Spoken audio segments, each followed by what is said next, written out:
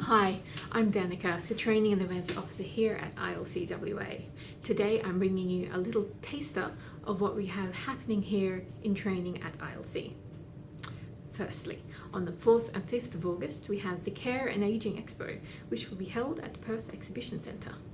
The Expo provides a great opportunity for people to obtain information to support informed decision making on anything related to aged care.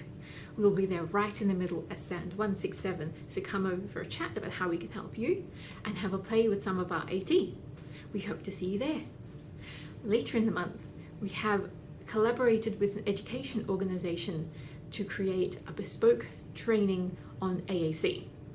The workshop will focus on switches, what they look like, where to place them, how to encourage their use, and ways to attach them to different services. On the 14th and 15th of September is the Always in Demand Pod Introductory 2-day workshop.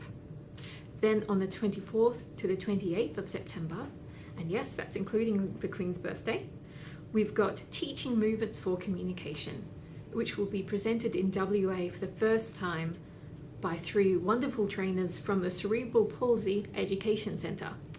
That's all we've got time for today.